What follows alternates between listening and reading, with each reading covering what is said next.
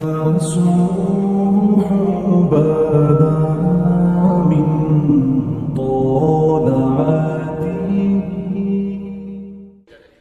سیدنا فاروق اعظم کی بات کرتا ہوں۔ ایسا نہیں کہ بندہ کچا ہے، نہ حضور نے فرمایا عمر کی زبان پر تو رب نے حق جاری فرما دیا۔ فاروق جو کہہ دیں اللہ اس کے مطابق قرآن نازل کر دیتا ہے۔ امام سیوطی نے ان آیات کی تفصیل لکھی ہے جو حضرت عمر کی رضا کے مطابق نازل ہو گئی، لیکن حضرت عمر کے سامنے ایک بی بی لائی گئی، اس نے زنا کیا، سیاستہ میں روایت۔ حضرت فاروق اعظم نے حد جاری کر دی، فرمایا لے جاؤ اسے سنسار کرو یا کوڑے مارو۔ صحابہ لے کے جا رہے ہیں، مولا علی شیر خدا آ گئے، کہاں لے کے جا رہے ہو؟ حضور اس پر حضرت عمر نے حد لگائی ہے، فرمایا عمر کو تم نے بتایا تھا کہ یہ تو بیچاری دیوانی ہے، یہ تو ذہنی طور پر کمزور ہے، یہ تو مجذوب ہے، اسے تو پتہ ہی کو نہیں، یہ بتایا تھا؟ حضور نہیں، فرمایا عمر نے پوچھا تھا؟ حضور نہیں، فرمایا چلو واپس چلو، حق قبول کریں۔ حضرت مولا علی شیر خدا واپس لائے، فرمایا عمر فیصلہ کرتے ہو پوری بات کیوں نہیں پوچھتے؟ آپ نے کہا لی کیا ہوا؟ فرمایا تم نے اس عورت پہ حد لگائی، حضور لگائی، فرمایا تمہیں پتہ ہے یہ مجذوب ہے، دیوانی ہے، مرفوع قلم ہے، اس پر حد نہیں لگتی۔ عرض کی کہ حضرت عمر فاروق فرمانے لگے مجھے تو پتہ ہی نہیں، تو آپ فرمانے لگے پہلے پتہ کیا کرنا پھر معاملہ طے کیا کر۔ تو حضرت عمر نے کوئی بہانہ نہیں کیا، بہانے بھی ہوتے ہیں نا، انہیں میں نے صحیح نہیں گل دسی، اے بندے نے میں نے انج کیا سی، کوئی بہانہ نہیں لگایا۔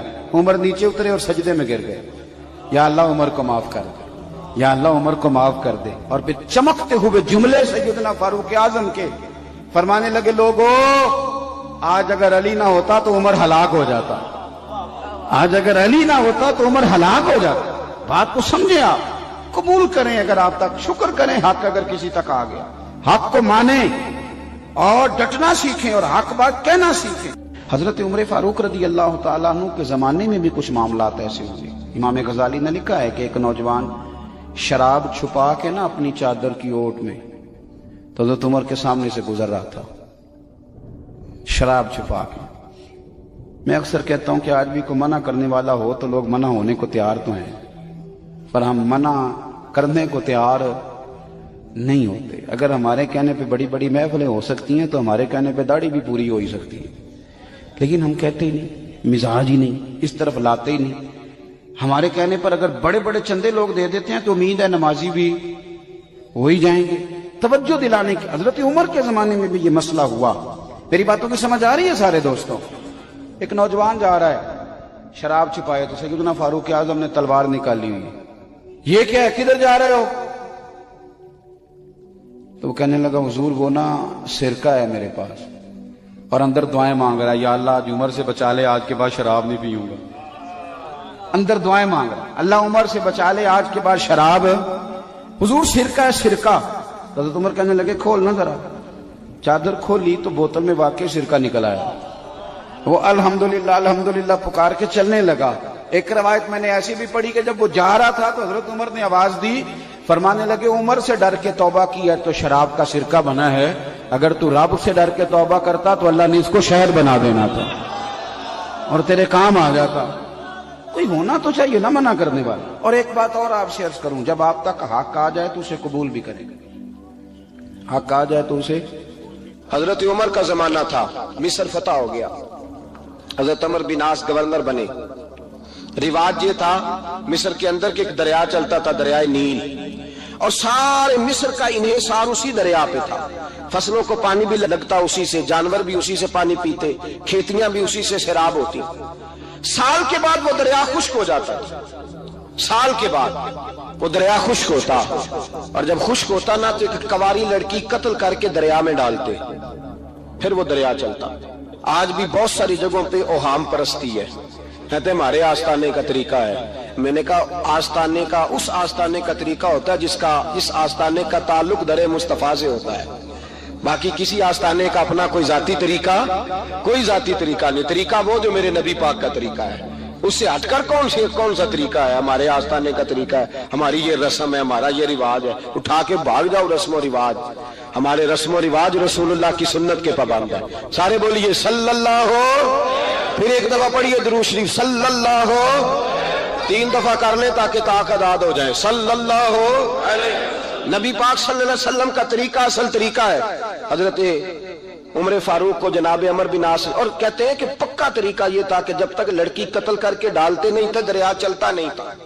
حضرت عمر کو خط لکھا کہ حضور یہ معاملہ ہے، اور لوگ مجھے یہی کہتے ہیں. میں نے لوگوں کو سمجھایا ہے کہ اسلام ظلم کا حکم نہیں دیتا، ظلم کی اجازت نہیں دیتا، کیسے لڑکی قتل کی جائے؟ اب آپ بتائیں کیا کرنا ہے؟ حضرت عمر ایمان، یقین، استقامت، پہاڑ ہے یہ لوگ. حضرت عمر نے 2 خط لکھے، ایک حضرت عمر بن عاص کے نام، دوسرا دریائے نیل کے نام. 2 خط لکھے. ایک خط لکھا دریا کے نام، ایک خط لکھا عمر بن عاص گورنر کے نام. گورنر کے نام خط لکھا تو فرمایا جتنے یہودی ہیں، عیسائی ہیں، کمزور ایمان والے، سب کو دریائے نیل پہ لے جا، اور میرا یہ دوسرا خط دریا میں ڈال دے اور سب کے سامنے ڈالنا. کہتے ہیں یہ خط تو پڑھنا چاہے تو تجھے اجازت بھی ہے، سنیے اور سر دھنیے اور سوچئے کہ اصل کمزوری کہاں آئی ہے. رمضان کے سب سے پہلے جمعے میں سب سے اہم موضوع چھیڑا ہے، کمزوری اور نقص واقعہ کہاں ہوا ہے. حضرت سیدنا عمر بن خطاب رضی اللہ تعالیٰ عنہ نے دریا کو مخاطب کر کے لکھا، ہو دریا، اگر تو کہتا ہے نا کہ لڑکی قتل کر کے پھینکی جائے گی تو میں رسول اللہ کا ماننے والا ہوں، میں ظلم نہیں ہونے دوں گا. ہمیں تیرے پانی کی ضرورت ہی کوئی نہیں، تو بے شک پانی نہ دے.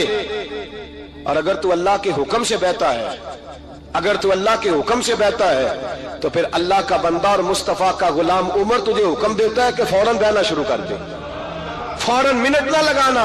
حضرت سیدنا عمر بن عاص فرماتے ہیں لشکروں کے لشکر لے کے میں دریائے نیل پہ پہنچا، اور بھرے مجمع میں جناب عمر کا خط میں نے ڈالا تو دریا نے بہنا شروع کر دیا. فرماتے ہیں دریا بہنے لگا اور غیر مسلم کلمہ پڑھنا شروع ہو گئے. لوگ مجھے کہنے لگے کیا دکھایا ہے جو کلمہ پڑھ رہے ہیں؟ تو میں نے کہا دکھایا کچھ بھی نہیں، یہ حضرت عمر کے ایمان کی قوت کی برکت ہے کہ بہت سبحان اللہ. مصطفیٰ کے غلام حضرت سعد بن ابی وقاص قادسیہ کی جنگ کے لیے نکلے، رستے میں دریائے نیل آ گیا. حضرت سیدنا سعد بن ابی وقاص اب کہاں سفر طے کر کے آئے، کہتے پتہ ہی نہیں تھا کہ دریا آ جائے گا. اب دور دور تک پل کوئی نہیں. صحابہ کہتے ہیں دشمن للکار رہا، حضرت سعد بن ابی وقاص دریا کنارے کھڑے ہوئے، ایمان، یقین اور استقامت، ڈٹ گئے. کہنے لگے او دریا، اگر تو حضرت موسیٰ کی نافرمان قوم کو رستہ دے سکتا ہے، محمد عربی کے وفادار نوکر ہیں، ہم تو رسول اللہ کے ماننے والے ہیں، دشت تو دشت ہے، دریا بھی نہ چھوڑے ہم نے، بحر ظلمات میں دوڑا دیے گھوڑے ہم نے. فرمایا چھوڑ رستہ. صحابہ کہتے ہیں اس وقت ہم نے نعرے لگائے جب دریا نے رستہ ہی چھوڑ دیا. کہتے ہیں پھر اللہ رسول پر ہم ذکر کرنے لگے، درود پڑھنے لگے، دریا سے رستے بن گئے. فرماتے ہیں 10,000 کا لشکر گزر گیا. اس پار جب گیا نا تو حضرت سعد بن ابی وقاص نے پھر مجمع پہ نظر ڈالی. فرمایا کسی کی کچھ ہے تو نہیں رہ گئی پانی میں، کوئی دریا میں چیز تو نہیں رہ گئی. ایک صحابی کہنے لگے میرا مٹی کا پیالہ رہ گیا ہے. یار ذرا دیکھیے انداز دیکھیے، مٹی کا پیالہ. اور یار چھوڑ پرا، مٹی کا پیالہ کیا ہوتا ہے؟ اب تو مٹی کے پیالے کی بات کرے گا، چھوڑ دے، کیا کرتا ہے؟ اس نے کہا پیالہ میرا رہ گیا ہے. تو حضرت سعد بن ابی وقاص کہنے لگے کیوں ہمارا پیالہ رہ جائے، ہم رسول اللہ کے نوکر ہیں. ایمان، یقین اور استقامت کی دولت. پھر دریا کی طرف دیکھا، کہنے لگے چل یار ہمارا پیالہ بھی واپس کر دے. صحابہ کہتے ہیں دریا کی لہر آئی اور پیالہ بھی واپس کر گئی. اور میرے بھائی جب ایمان کی دولت، یقین کی دولت، اعتماد کی دولت. حضرت عمر فاروق رضی اللہ تعالی عنہ، حضرت سیدنا ابو موسیٰ اشعری کہتے ہیں کہ میں نے نا صفائی کی، مال غنیمت کی میں نے صفائی کی، تو 1 دینار مجھے نا کہیں پڑا ہوا مل گیا. تو فرماتے ہمیں اجازت ہوتی تھی کہ 1 دینار ہم اپنی مرضی سے کہیں خرچ کر سکتے. اگر آپ ناراض نہ ہوں تو ہمارے ہاں جب چیئرمین صاحب، ناظم صاحب ٹھیکے دیتے ہیں تو ٹھیکیدار ان کا چھوٹا بھائی ہوتا ہے، یا چچا کا بیٹا ہوتا ہے، یا خالہ کا بیٹا ہوتا ہے. وہ خود ناظم ہوتے ہیں اور ان کا چھوٹا بھائی ٹھیکیدار ہوتا ہے. یعنی وہ نا سارا کچھ گھر کے اندر ہی رہتا ہے. گھر کے اندر ایک پیسہ دیتا ہے، دوسرا واپس اس کو واپس کر دیتا ہے، گھر کے اندر ہی. اب تو خیر ہمارے لوگ سمجھدار ہو گئے، ایک بندہ ایک سیاسی جماعت میں ہوتا ہے، دوسرا دوسری میں، اور تیسرا جس کی بھی حکومت آئی حکومت تو ہماری رہے گی نا. ایک بندہ تو ہے نا اس جماعت میں. یہ اچھا لوگوں نے ایک طریقہ نکالا ہے. تو حضرت عمر کے بیٹا گزر رہا تھا تو حضرت ابو موسیٰ اشعری کہتے ہیں میں نے صفائی کی تو 1 دینار نکلا. تو میں نے وہ 1 دینار نا حضرت عمر کے بیٹے کو دے دیا. میں نے کہا لو بیٹا اپنے چچا کی طرف سے تحفہ. تو گھر جا کے انہوں نے حضرت عمر کو بتایا کہ چچا نے پیسے دیے ہیں. چھوٹے بچے تھے. حضرت عمر نے حضرت ابو موسیٰ اشعری کو بلا لیا اور بلا کے فرمانے لگے میں تو تمہیں اپنا دوست جانتا تھا اور تو نے میری اولاد کو ہی دنیا دار بنانا شروع کر دیا. میرے بچوں کو ہی تم نے دنیا دار پیسوں پہ لگانا شروع کر دیا. میں تو تمہیں یار سمجھتا تھا. فرمایا تمہیں چاہیے تھا میرے بیٹے کو نصیحت کرتے کہ بیٹا پیسوں سے رب راضی نہیں ہوتا, اس کی رضا والے کام کیے جائیں تو رب راضی ہوتا ہے. اور فرمایا تمہیں کوئی اور گھر نہیں ملا تھا تباہ کرنے کے لیے, میرا ہی گھر ملا تھا. اٹھاؤ اپنا دینار اور خبردار آج کے بعد میرے بچوں کے ساتھ یہ والی نیکی نہ کرنا. اور ہمارا کیا سٹیٹس ہے, دوستی ہے یہ اس سے جو تحفے زیادہ دے, جو بچوں کو خراب کرنے میں مدد زیادہ کرے اس کے ساتھ یہ رہنا. حضرت عمر نے گھر پہ اور سب سے بڑھ کر اپنی ذات پہ توجہ کی. حضرت ابو مالک رضی اللہ تعالیٰ عنہ کہتے ہیں میں عمر کے پیچھے پیچھے ایک باغ میں گیا, اکثر اس باغ میں جایا کرتے تھے. اور عمر جا کے نا تو درخت کے نیچے بیٹھ گئے اور فرمانے لگے او امیر المومنین اللہ سے ڈر جا, ورنہ جس رب نے حکومت دی ہے وہ عذاب بھی بڑا دے گا. ڈر جا رب سے. کبھی ساری زندگی حضرت عمر نے اپنا کوئی تعارف نہیں کرایا, کبھی نہیں. ایک بندے نے آپ کے سامنے تعریف کر دی آپ کی تو فرمانے لگے تو خود بھی ہلاک ہوا اور مجھے بھی ہلاک کر دیا. کیا ضرورت پڑی ہے میری تعریفیں کرنے کی, اتنی دیر میری تعریف میں لگائی. اللہ کا ذکر کرتا رب تجھے ثواب دیتا, حضور پہ درود پڑتا تو رب تیرے اوپر رحمتیں نازل کرتا. کس چکر میں ہے؟ آج جتنا اچھی کوئی خوشامد کرے اتنی اچھی وزارت ملتی ہے, جتنی اچھی اس کو جو ہے وہ چاپلوسی کرنی آیا درجہ بھی اسے اتنا ہی اچھا ملتا ہے. حضرت عمر فاروق رضی اللہ تعالیٰ عنہ آپ کے بیٹے کہتے ہیں, صاحب فتوح الشام نے لکھا ہے, آپ کے صاحبزادے کہتے ہیں میں نکلا تو میرے ابا جی نا اپنی پشت پر مشکیزہ رکھ کے کنویں سے پانی بھر کے آ رہے تھے. میں دوڑ کے آگے گیا, میں نے کہا ابا جی مجھے دے دے. فرمانے لگے بیٹا تیرا کیا خیال ہے, کوئی اور نہیں تھا مشکیزہ بھر کے لانے کے لیے, تیرا کیا خیال ہے؟ کہا ابا جی بڑے لوگ تھے پر آپ کیوں اٹھا رہے ہیں؟ فرمانے لگے نفس نا ذرا میرا بڑا ہو گیا تھا, اسے ذرا ذلیل کر رہا ہوں, ذرا اپنا محاسبہ کر رہا ہوں. یہ مجھے کہہ رہا تھا تو بڑی چیز ہے, تو میں نا ابھی مشکیزہ گھر رکھ کے آؤں گا, پھر تیری ماں نے مجھے کہا ہے کہ گھر میں لکڑیاں کوئی نہیں جلانے کے لیے, پھر میں جنگل سے لکڑیاں کاٹ کے لاؤں گا. اب میں امیر المومنین بن کے نا تو میرا نفس تھوڑا بڑا ہو گیا.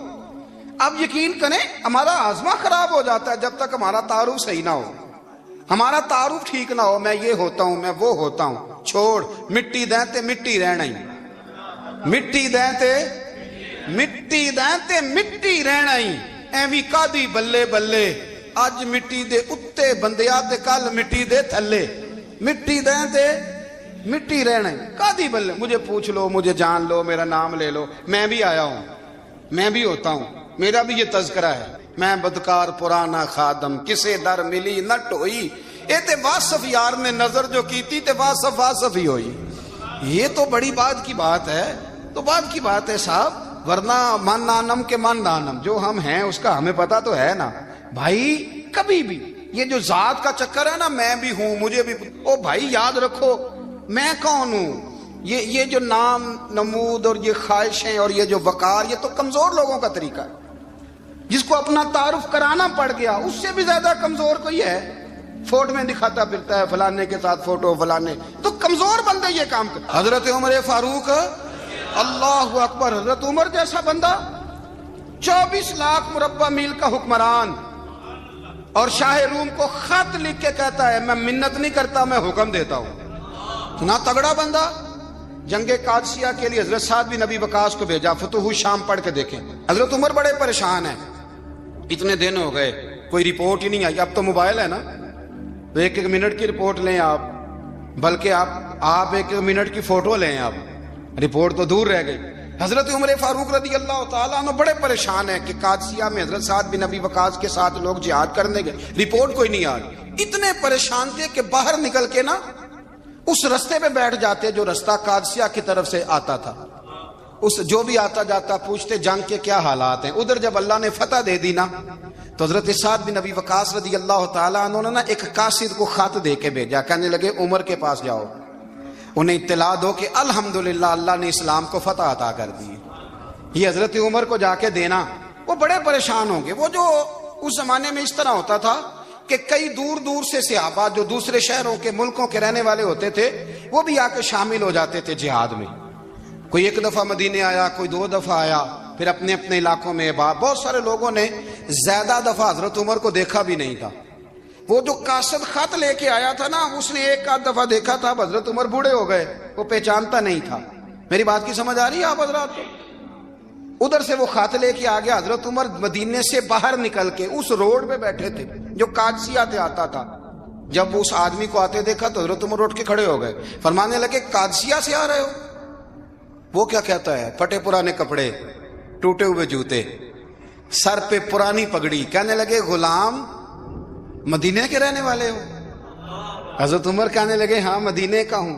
کہا میں قادسیہ سے آیا ہوں, الحمدللہ اللہ نے اسلام کو فتح دے دی ہے, الحمدللہ کفر کی کمر ٹوٹ گئی ہے.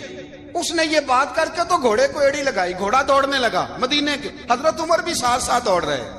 فرمانے لگے اچھا بتاؤ خالد بن ولید کا کیا حال ہے؟ تھوڑا آگے جا کے فرمانے لگے اسامہ بن زید کیسے ہے؟ وہ کہتے ہیں ٹھیک ہے. پھر اس نے اور گھوڑا. عمر ساتھ ساتھ دوڑ رہے ہیں, ساتھ ساتھ. 24 لاکھ مربع میل کا حکمران, ایک جوتا پیر سے نکل گیا, عمر دوڑ رہے ہیں. آگے جا کے پوچھتے ہیں سعد بن ابی وقاص کا کیا حال ہے؟ کہ حضور وہ بھی ٹھیک ہے. کتنے لوگ میرے شہید ہو گئے مسلمانوں میں سے؟ کہنے لگا صحیح گنتی کا نہیں پتا. یہ لفظ ادا ہوتے ہوتے مدینے کی سرحد آ گئی. لوگوں نے عمر کو گھوڑے کے ساتھ دوڑتے دیکھا تو کہا امیر المومنین کیوں دوڑ رہے ہیں؟ وہ غلام چھلانگ لگا کے نیچے آیا, قدموں میں بیٹھ گیا. کہنے لگا حضور آپ نے بتایا ہی نہیں آپ امیر المومنین ہیں. آپ فرمانے لگے کیا بتاتا؟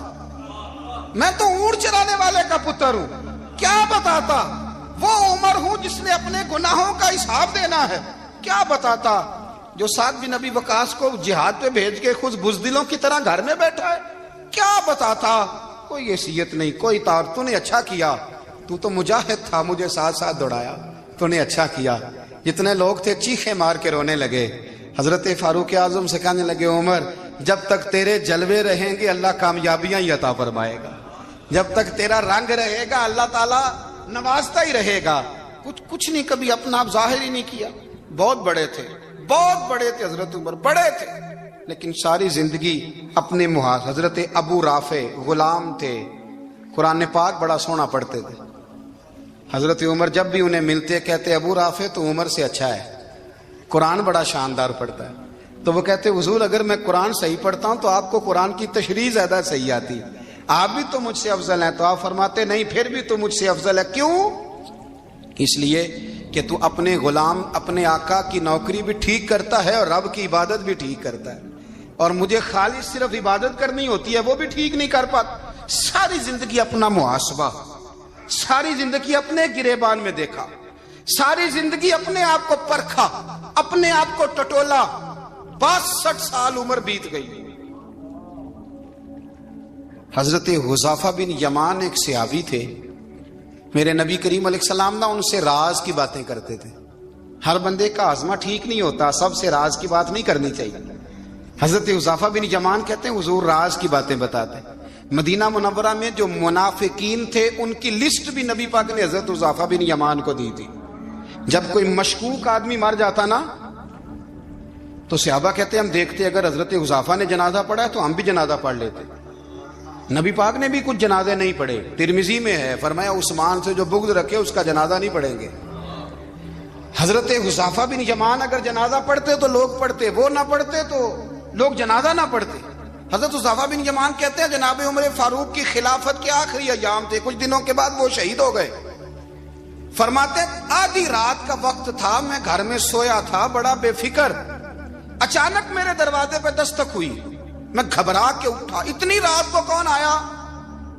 کہتے ہیں قربان جاؤں, دروازے پہ گیا تو امیر المومنین فاروق اعظم دروازے پہ. میں نے کہا عمر کوئی حکم تھا تو مجھے بلا لیتے. کہنے لگے میں نا امیر بن کے نہیں آیا, تیرا ویر بن کے آیا ہوں.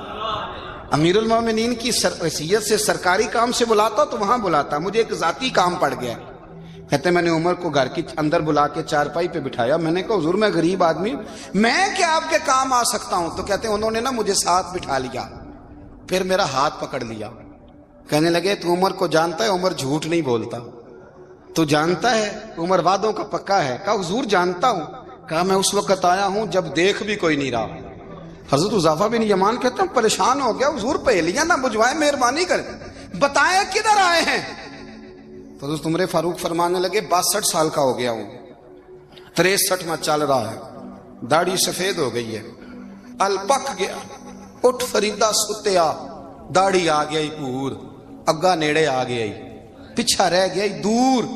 اب قبر اشر کا معاملہ صاف نظر آنے لگا ہے. کہا حضور مجھ سے کیا چاہتے ہیں؟ حضرت عمر رو پڑے، کہنے لگے آج میں عشاء کے بعد نکلا ہوں تو نبی پاک کے صحابہ مجھے نیک کہہ رہے تھے، پھر میں نے بچوں کی ماں سے اور بچوں سے بھی پوچھا ہے، وہ بھی مجھ سے راضی ہیں.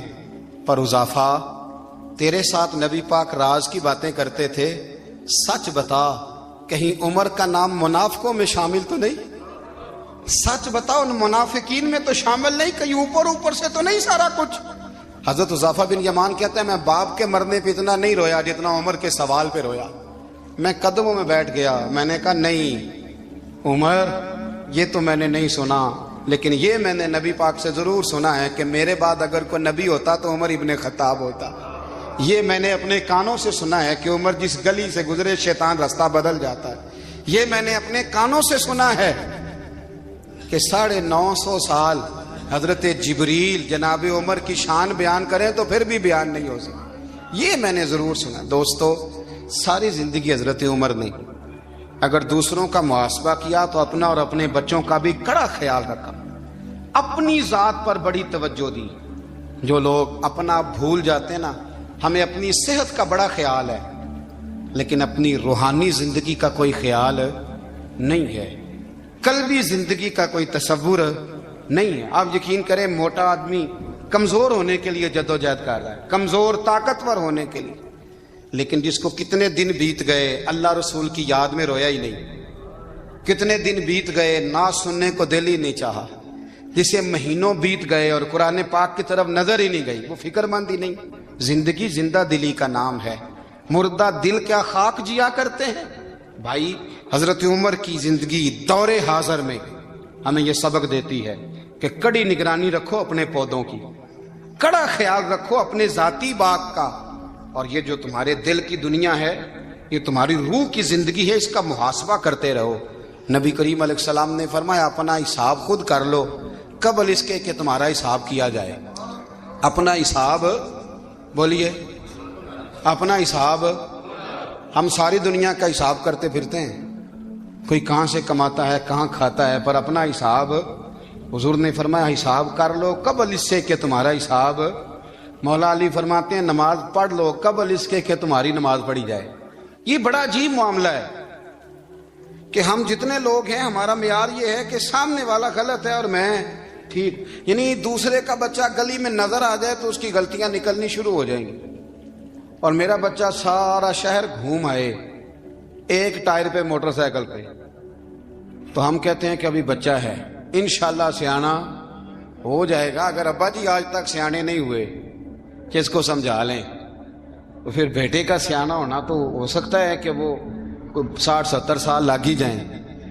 گھر کے اندر جب تک توجہ نہیں ہوتی اور سب سے پہلے جب تک اپنی ذات پر توجہ نہیں ہوتی، تو والد کا جب تک کردار بچے نہیں دیکھتے جب تک اتنی دیر تک ان کا تبدیل ہونا ممکن نہیں ہوتا. حضرت عمر فاروق رضی اللہ تعالیٰ عنہ باہر والوں کا بھی بڑا سخت حساب کرتے تھے. بڑا ایک گورنر صاحب نے لباس بڑا شاندار پہننا شروع کر دیا تھا تو حضرت عمر نے اتروا کے نا تو انہیں ٹاٹ کا لباس پہنا کے تو اونٹ چرانے کی ڈیوٹی دے دی تھی. اتنا سخت احتساب کرتے. کسائی کی دکان پر بھی 1-2 گھنٹے کھڑے ہوتے تھے. جو آدمی مسلسل 2 دن گوشت خریدتا تھا نا، فرماتے تھے اس کا ٹیکس بڑھا دو، لوگوں کو دال نہیں مل رہی اور یہ روز گوشت کھاتا ہے. حضرت فاروق اعظم اس کو جزیہ کہا جاتا تھا یا کچھ اور معاملات ہوتے تو بڑھا دیتے تھے. مسلسل جو 2 دن آدمی گوشت کھاتا تھا فرماتے تھے مدینے میں غربت ہے، اگر یہ والا نظام تم کرو گے تو غریب لوگ کس کی طرف دیکھیں گے. لیکن اس سے زیادہ بڑھ کر جو ان کی زندگی کا معیار اور سٹیٹس تھا وہ یہ تھا کہ اپنے گھر کا خاص خیال رکھتے، خاص توجہ کرتے. ملک شام سے اور ایران سے کچھ لوگ آپ کی خدمت میں آئے تو وہاں سے کچھ کنیزیں بھی آئیں. ان کے بادشاہ پیغام لے کے شاہ ایران کی کنیز کو ملکہ نے کہا کہ نا حضرت عمر کی زوجہ کو دیکھ کے آنا ذرا کس طرح کی ہے. ہمارے ملک میں کیا کہتے ہیں؟ خاتون اول. جی خاتون، باقی سارے دووں میں خاتون اول. ذرا خاتون اول کو دیکھ کے آنا. تو وہ جب آئی نا گھر میں ملنے تو کہا کہ مجھے میری ملکہ نے کہا تھا کہ عمر کی زوجہ سے اہلیہ سے ملاقات کر کے آنا. تو حضرت عمر کی اہلیہ نے نا ایک جوڑا کپڑوں کا دے دیا ملکہ کے لیے اور ایک خوشبو کی شیشی دے دی. اب جب وہ تحفے وہاں گئے تو اس ملکہ نے نا کچھ سونے کا سامان بھیجا، کچھ زیورات بھیجے، کچھ تحائف بھیجے. جب حضرت عمر کے گھر آئے نا وہ خادم لے کے آیا. اس نے کہا جی آپ کی اہلیہ نے تحفے بھیجے تھے. تو جواب میں شاہ ایران کی بیوی نے، یہاں جس ملک کا وہ سفیر تھا، انہوں نے بھی یہ بھیجے. تو حضرت عمر فاروق نا وہ تحفے لے کے گھر گئے تو جا کے کہنے لگے اپنی اہلیہ سے، یہ تو کب سے تحفے تحائف بھیجنے لگ گئی ہے؟ یہ کب سے نظام شروع ہو گیا؟ تو کہ حضور تحفہ دینا لینا تو ٹھیک ہے، سنت ہے، محبت بڑھتی ہے، تو یہ کوئی قباحت نہیں، اور میں نے اپنی ذاتی استعمال کے لیے جو چیزیں رکھی تھی وہ میں نے دی ہیں. تو حضرت عمر فاروق رضی اللہ تعالیٰ عنہ فرمانے لگے ہم نے کسی ملک کے ساتھ اور اس کے بادشاہ کے ساتھ ذاتی تعلق نہیں بنانا. تعلق جو بھی بنے گا رسول اللہ کے دین کی برکت سے بنے گا. ذاتی رشتے نہیں ہم نے قائم کرنے. ذاتی آپ کے ملک کی جو ایئر لائن جس کا ہر سال خسارے کا ڈنڈورا پیٹا جاتا ہے نا، وہ ہمارے بادشاہ صاحب اور صدر صاحب اگر غیر ملکیوں کو گھوڑا کبھی بھیجنا ہو نا، گھوڑا، تو پورا ایک جہاز گھوڑا لے کے تحفے میں جاتا ہے. پورا جہاز غریب قوم کا یہ سرمایہ. اور قوم بڑی بادشاہ ہے، لائنوں میں لگ کے ووٹ دیتی ہے. دو کام ہمیشہ لائن میں لگ کے کرنے، ایک بل لائن میں لگ کے جمع کرانا ہے اور ایک ووٹ لائن میں لگ کے، تاکہ پھر پورے 5 سال لائن میں ہی لگے رہیں. مرضی سے آپ ووٹ دینا، پر جو بات درست ہے اس کو سنو. حضرت عمر فاروق رضی اللہ تعالیٰ عنہ نے اپنی اہلیہ سے پوچھا کتنے کا تھا وہ تیرا جوڑا اور خوشبو کی شیشی؟ انہوں نے کہا 3 دینار کی. فرمایا یہ 3 دینار تیرے اور باقی جو تحفے آئے ہیں وہ تو خود کہہ، چونکہ اس نے تیرے نام بھیجے ہیں. تو کہہ کہ میں مال غنیمت میں دیتی ہوں، تو کہہ میں مسلمانوں کو کہہ. تو زوجہ ہنس پڑی، کہنے لگی میں نہ بھی کہوں تو مجھے کہنا تو پڑے گا ہی، کہنا تو میں نے ہے ہی، جو کہ سامنے عمر فاروق ہیں، لہذا فرمایا کہہ دیتی ہوں میں نے دیا خزانے کو. حضرت عمر نے جمع کرا لیا. میں یہ کیا بات ہوئی؟ میرے گھر والے جو مرضی کریں، ان کا معیار زندگی جس طرح کا مرضی ہو.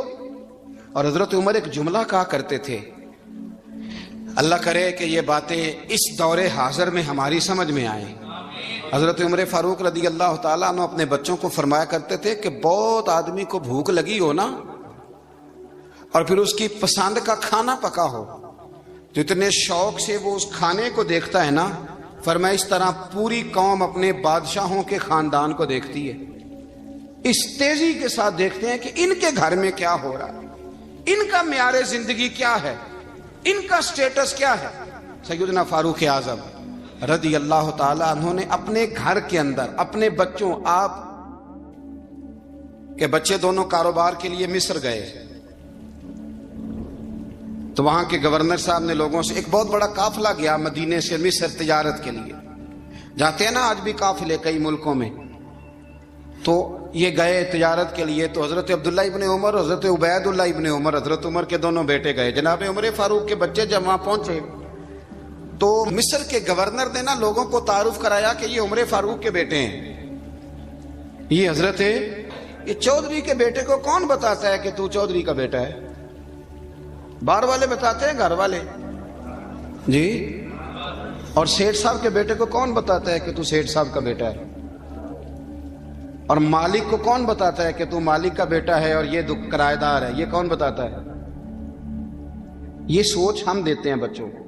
چودھری اور کمی کی سوچ، امیر اور غریب کی سوچ، مالک اور کرایہ دار کی سوچ، گھر کے مالک کی اور کام کرنے والے کی سوچ، یہ ہم دیتے ہیں. یاد رکھنا یہ ہم دیتے ہیں، یہ ہمارا مزاج ہے، یہ باہر سے نہیں آتی. تو کوئی شہزادہ ہے، تو سیٹھ ہے، تو نواب ہے، یہ سوچ باہر سے نہیں آتی. یہ اماں سوچ دیتی ہے، اماں، یہ ابا سوچ دیتا ہے. اور پھر جب تباہی اترتی ہے تو اس کے ذمہ دار بھی باہر والے نہیں ہوتے، گھر والے ہوتے ہیں، گھر والے.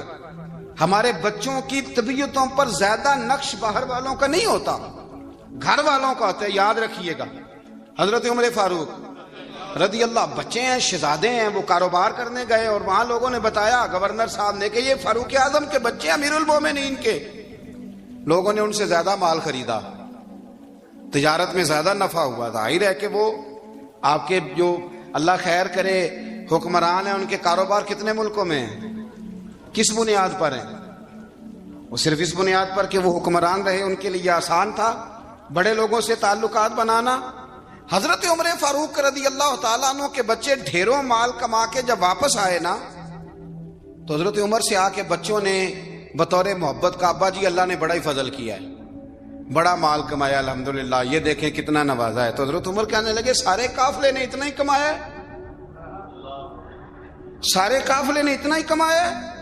کہ حضور نہیں، سارے قافلے نے اتنا نہیں کمایا، سب کو اتنا نہیں ملا. وہ تو وہاں گورنر صاحب نے لوگوں کو تعارف کرایا تھا کہ یہ عمر کے بچے ہیں، تو لوگوں نے پھر ہم سے بڑا ہی خریدا. تو حضرت عمر فرمانے لگے ٹھیک ہو گیا، میں بات سمجھ گیا، اس طرح کرو جو تمہاری اصل زر تھی نا، جو راز تھی، وہ رکھ لو اور باقی سارا مال مال خزانہ میں جمع کرا دو. اس لیے کہ یہ تم نے تجارت نہیں کی، یہ تم نے اپنے باپ کا نام بیچا ہے، یہ تم نے امیر المومنین کے بیٹے ہونے کا فائدہ اٹھایا ہے. فرمایا یہ تمہارا نہیں حق، یہ مسلمانوں کا ہے، اس لیے کہ یہ مال تم نے محنت سے نہیں کمایا، یہ باپ کی کرسی کا فائدہ اٹھایا ہے. اور فرمایا اگر تم نے مال جمع نہ کرایا تو میں مال بھی لے لوں گا زبردستی اور کوڑے بھی ماروں گا، ڈبل سزا دوں گا. مرضی سے جمع کراؤ گے تو کوڑوں سے بچ جاؤ گے. بڑے بیٹے نے تو جمع کرا دیا، تو چھوٹا تھوڑا پریشان ہوا. تو حضرت عبداللہ ابن عمر چھوٹے کا ماتھا چوم کے کہنے لگے بیٹے چپ کر کے جمع کرا، یہاں بھی فخر کر کے ہم عمر کے بیٹے ہیں اور قیامت میں بھی فخر کریں گے کہ ہم فاروق اعظم کے بیٹے ہیں. حضرت عمر فاروق رضی اللہ تعالیٰ عنہ کے بارے میں امام ابن جوزی نے لکھا ہے کہ رات کو نا گھر کے اندر بیٹھے بیٹھے اچانک رو پڑے حضرت عمر. 62 سال عمر ہے، خلافت کے آخری ایام چل رہے ہیں، تو رو پڑے ایسے ہی گھر میں بلا وجہ ہی. آپ کی اہلیہ نے، زوجہ نے بیٹے کو اٹھایا، فرمایا پتہ کرو تمہارے باپ کو کیا مسئلہ ہے، کہیں کوئی تکلیف تو نہیں، درد تو نہیں، صاحبزادے آئے. ابا جی کیا بات ہے؟ فرمایا اماں کو بلاؤ. سب لوگ جمع ہو گئے تو جناب عمر فاروق رضی اللہ تعالیٰ عنہ فرمانے لگے کہ بیٹھو میرے ارد گرد. سب بیٹھ گئے تو فرمانے لگے آج جب میں مسجد سے نکلا تھا تو میرے نبی پاک کے سچے صحابہ، سچے رسول کے سچے صحابہ، حضور کے سچے غلام یہ کہہ رہے تھے کہ عمر بڑا ہی اچھا ہے، عدل والا ہے، انصاف والا ہے. تو ابا جی اس میں رونے والی کیا بات ہے؟ تو فرمانے لگے ڈر یہ لگتا ہے کہ باہر تو میں اچھا تھا، کہیں گھر میں تو نہیں کوتاہیاں کرتا رہا. میری بات پہ توجہ کرنا، کہیں گھر میں آپ باتیں سن لیں تو شاید جتنی میں کرتا ہوں دوسرا کاری کوئی نہ سکے، لیکن جب عمل کے راستے پہ ہم نکلتے ہیں تو وہ مسدود ہے، وہ بند ہے. عمل کس نے کرنا ہے؟ آپ کوئی آیت پڑھیں تو یہاں غلطی نکالنے والے 20 لوگ مل جائیں گے، 20 لوگ، لیکن اس آیت پہ عمل کرنے والے کتنے ملیں گے؟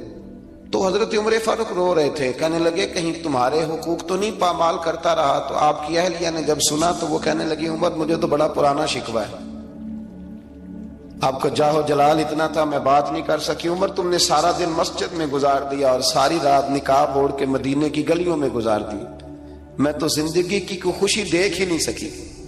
چاہ تو میرے اندر بھی تھے نا کہ میرا شوہر کچھ گھڑیاں بیٹھتا، کہیں مجھے لے کے جاتا، تو میں تو کچھ نہیں دیکھا، مجھے بڑا شکوہ ہے. تو حضرت عمر کہنے لگے چل اللہ کی رضا کے لیے معاف کر دے. بھئی معافی بیوی سے نہیں مانگی جا رہی، معافی اپنی غلطی کی مانگی جا رہی، یہ سمجھ لیں. بیوی کے لیے تو خامد کا بہت بڑا مقام ہے نا، لیکن یہاں غلطی کس بات کی ہے؟ اپنی کمزوری پر غلطی کا اعتراف کر کے معذرت کا سوال کیا جا رہا ہے. تو حضرت عمر کہنے لگے معاف کر دے. تو اہلیہ کہنے لگی میں نہیں معاف کرتی، میری شرط پوری کریں. فرمایا وہ کیا؟ فرمانے لگی قیامت میں جب اللہ آپ کے لیے جنت کا حکم دے گا تو آپ میری سفارش کریں گے اللہ کی بارگاہ میں؟ سفارش کریں گے کہ یا اللہ مجھے کپڑے دھو کے دیتی تھی، میری عزت کی حفاظت کرتی تھی، میرے بستر کو پاک رکھتی تھی، کہیں گے؟ تو حضرت عمر فرمانے لگے تیرے ساتھ وعدہ رہا، رب نے اگر عمر کو اپنے فضل، اپنے کرم اور اپنے محبوب کے صدقے جنت دی تو عمر تیرے بغیر جنت میں نہیں جائے گا. عمل کا رستہ دیکھیں نا، 2 دفعہ استاد بات کرتا ہے، 2 دفعہ، اور کوئی زیادہ، ایک تو ہے نا کہ ایم اے اور جناب ایم ایڈ اور ایم فل اور پھر پی ایچ ڈی قسم کا استاد، ایک وہ جو matric P T C teacher ہے نا، وہ 2 دفعہ اسٹوڈنٹ کو کام کہے تو تیسری دفعہ وہ ناراض ہو جاتا ہے، کہتا ہے میں 2 دفعہ کہا ہے۔ بچے کو آپ 2 دفعہ کہتے ہیں اور اگر تیسری دفعہ کہنا پڑے تو غصہ آتا ہے نہیں آتا؟ بھئی تو نے اتنی دفعہ کہا، تو سمجھ نہیں رہا بات کو۔ اور اگر اللہ کریم قرآن مجید میں سینکڑوں دفعہ کہے نماز پڑھو، سینکڑوں دفعہ، اور یہ بہانے کر رہا ہے، یہ بھی پروگرام بنا رہا ہے، پھر کہتا ہے میں بے چین رہتا ہوں، میں بے قرار رہتا ہوں۔ عمل کا رستہ اس کو اختیار کریں، آپ سکون میں رہیں گے۔ بد عمل آدمی اور بے عمل آدمی یہ ہمیشہ پریشان رہتے ہیں، ہمیشہ۔ عمل کریں، توبہ کریں تو پھر بدل جائیں، پھر تبدیلی آئے، اور یہ کوئی مشکل کام نہیں، جو بدلنے والے تھے وہ بدل گئے، بڑا کچھ کرتے تھے پر پھر وہ لوگ بدل گئے۔ حضرت فضالہ رضی اللہ تعالیٰ عنہ کہتے ہیں کہ میں بڑا دلدادہ تھا عورتوں کا، اور میرا ماحول یہ تھا کہ میں قتل بھی کر لیتا تھا، معاذ اللہ چوری بھی کر لیتا تھا، اور رات میری طبیعت تھی معاذ اللہ نہیں سے نہیں عورت کے پاس جانا۔ کہتے ہیں ابو جہل نے اعلان کیا کہ جو نبی پاک علیہ السلام کا سر اقدس معاذ اللہ کاٹ کے لائے گا، نقل کفر نہ باشد، 100 سرخ اونٹ انعام ملے گا۔ تو میں نے ارادہ کر لیا کہ میں بہت سارا انعام حاصل کروں گا۔ قرآن مجید میں نا اللہ فرماتا ہے کہ بہت سارے لوگ ایسے ہیں جنہیں اگر میں رزق میں کشادگی دے دوں، زیادہ پیسے دے دوں، فرمایا باغی ہو جائیں، وہ سرکش ہو جائیں۔ یہ بہت سارے لوگوں کو جو اللہ تبارک و تعالیٰ اعتدال میں رکھتا ہے تو یہ ان کے لیے بہتر ہے۔ ہر بندہ دولت کے ہوتے ہوئے نیک ہو سکتا، تو یہ اللہ اگر رکھتا ہے نا اعتدال میں تو شکر کرے اللہ کا، ورنہ تو لوگ عیاشیاں کریں، پتہ نہیں کیا کچھ کر گزرے۔ تو حضرت فضالہ کہتے ہیں کہ میں نے خنجر تیار کیا اور میں نے بغل میں اس کو چھپایا، اوپر میں نے چادر اوڑھ لی۔ اب مجھے پتا تھا ظہر کی نماز کے بعد نبی پاک صلی اللہ علیہ وسلم طواف کعبہ کے لیے، بیت اللہ شریف کے طواف کے لیے جاتے ہیں۔ کہتے ہیں میں بھی اس طرف بڑھا، رستے میں نا وہ خاتون جس کے گھر میں نے رات آنا تھا، میں نے دروازے پہ دستک دی، میں نے کہا کہ تیار رہنا، آج میں بڑے پیسے لے کے آؤں گا۔ اسے میں نے یہ کہا اور پھر میں چلا گیا بیت اللہ شریف کا طواف کرنے۔ کہتے ہیں اللہ کے محبوب بھی طواف کر رہے تھے تو میں نے بھی طواف شروع کر دیا۔ ارادہ یہ تھا کہ جہاں نبی پاک علیہ السلام میرے قریب سے گزریں گے تو موقع پا کر میں حضور کے جسم اقدس پر خنجر کھونپ دوں گا اور معاذ اللہ شہید کر دوں گا۔ کہتے ہیں حضور ایک دفعہ بھی میرے پاس سے گزرے تو میں ہمت نہ کر سکا، دوسری دفعہ بھی پاس سے گزرے تو میں ہمت نہ کر سکا، تیسری دفعہ بھی گزرے تو میں ہمت، نبی کریم صلی اللہ علیہ وسلم 2-3 دفعہ گزرے تو فرماتے ہیں کہ مجھے موقع نہ ملا، اس لیے کہ حضور فرماتے ہیں اللہ نے روب کے ساتھ میری مدد فرمائی، دشمن پر میرا روب طاری ہو جاتا۔ فرماتے ہیں جب چکر پورے ہو گئے تو محبوب کریم نہ چھٹے چکر پہ فرمانے لگے فضالہ چکر ایک رہ گیا ہے، بے خبر ہو جو غلاموں سے وہ آقا کیا ہے، ایک پھیرا رہ گیا ہے۔ کہتے طواف مکمل ہو گیا تو محبوب میرے قریب آئے، فرمایا وہ کام کرتے کیوں نہیں جس کے لیے آئے تھے؟ میں نے عرض کی یا رسول اللہ کون سا کام، کیسا کام؟ اندر تو چور تھا نا، بانج فقیروں کسے نہیں ماریا اے ہوئی چور اندر دا، اندر چور تھا نا۔ کہتے ہیں حضور نے مجھے کندھے سے پکڑ کے ہلایا، فرمایا کرتے کیوں نہیں؟ جب حضور نے ہلایا تو وہ خنجر بھی پیروں میں گرا اور میں بھی رسول اللہ کے پیروں میں گر گیا۔ میں نے کہا حضور مجھے کلمہ پڑھا دیں۔ کہتے ہیں حضور نے پہلے میرے دل پہ دست مبارک پھیرا، پھر میرے نبی نے مجھے کلمہ پڑھا دیا۔ اب نا مرید ہونے والا کہتا ہے کہ جی آہستہ آہستہ میں ٹھیک ہو جاؤں گا۔ اب وہ آہستہ آہستہ کا کیا ترجمہ ہے یہ بالکل سمجھ نہیں آتی۔ بھئی کسی بندے سے 5 لاکھ روپیہ لینا ہے تو اس سے وہ کہتا ہے جی میں آہستہ آہستہ دوں گا، 500 روپیہ دے دیا کروں گا روز کا، تو کہتے ہیں میری رقم خراب ہوتی ہے، پورے دو۔ اور نیکی کی بات جب آتی ہے تو کہتے ہیں حضرت صاحب دین اتنا سخت نہیں ہے، میں آہستہ آہستہ ٹھیک ہو جاؤں گا۔ اب میں مغرب عشاء پڑھنی شروع کر دیا میں نے، اب میں تسبیح لے لی ہے، کل میں نے بھی آہستہ آہستہ میں ٹھیک ہو جاؤں۔ یعنی رقم لینی ہو تو وہ آہستہ آہستہ قبول نہیں ہے، لیکن اور مکان کی رجسٹری اگر کرانی ہو تو مالک مکان کہے کہ آہستہ آہستہ کرا لو، کہتے ہیں پیسے پورے دیے، سویرے چل اور بیان دے. یہ کیا بات ہے؟ یہاں یہ جو ہمارا ماحول تھا نا، کر لیں گے، ہو جائے گا، یقین کریں لوگ قبروں میں چلے گئے ہیں پر مسجدوں میں نہیں آئے. ہر کام سے لوگ ریٹائر ہوئے پر گناہوں سے ریٹائر نہیں ہوئے. آخر تک تباہی اتر گئی لیکن لوگ بدلنے کو تیار نہ ہوئے. حضرت فضالہ کہتے ہیں ابھی میں نے کلمہ پڑھا، ابھی میں واپس آیا، رستے میں وہ بی بی کھڑی تھی، کہتے ہیں میں وہ شخص تھا کہ عورتیں مرتی تھی میرے اوپر اور کسی کی جرت تھی کہ وہ آئیں بائیں شائیں کرے، لیکن فرماتے ہیں میں بی بی کے پاس سے گزر گیا. پہلے تو اس کا خیال تھا رکے گا، لیکن جب میں رکا نہ تو دروازے پہ آئی، اور جب میں گزر گیا تو اس نے آواز دی، لیکن میں نے سنی انسنی کر دی. جب آگے بڑھا تو میرے پیچھے دوڑی. فرماتے ہیں مجھے پکڑ کے کہنے لگی فضالہ تجھے کیا ہوا؟ تو وہی نہیں جو یہاں سے گیا تھا؟ آپ فرماتے ہیں میں کبھی نہیں رویا تھا، میں کبھی نہیں رویا تھا. اور جب کہا نا تو وہی نہیں، کہتے میں نے سر اٹھایا تو میری آنکھوں میں آنسو تھے. میں نے کہا میں جو گیا تھا وہ نہیں ہوں، اب تو میں محمد عربی کا غلام بن گیا، اب میں وہ نہیں ہوں. اب نہیں ہو سکتا کہ کوئی میری نظر میلی ہو جائے، یہ کیسے ممکن؟ اب نا اسلام کی تعریف ہم نے یہ کی ہے کہ خبردار کوئی ہمارے قریب نہ آئے، ہم کسی کو بات نہیں کرنے دیتے کہ ہم مسلمان ہیں، ہم بات نہیں کرنے دیتے. پتہ کیا بات ہے؟ ایک میری یہ تقریر ہوتی ہے ممبر پہ، اور ایک میرا عمل ہوتا ہے جب میں سفر کرتا ہوں، جب میں گاڑی میں بیٹھتا ہوں، جب میں دوستوں سے ملتا ہوں. جب ان دونوں باتوں میں تضاد آتا ہے نا، تضاد، تو لوگ تقریر کو جذبات نہیں کہتے، ایک فن بن جاتی ہے تقریر. آپ کو پتہ ہے نا وائزین نعت خواں کہتے ہیں میں نے محفل لوٹ لی، پھر لوگ شمار کرتے ہیں کتنے لوگوں نے سبحان اللہ کہی، پھر لوگ شمار کرتے ہیں کہ آج 5 بندے روئے بھی تھے جب میں تقریر کر رہا تھا. تو پھر یہ فن ہے، یہ جذبات کا اظہار.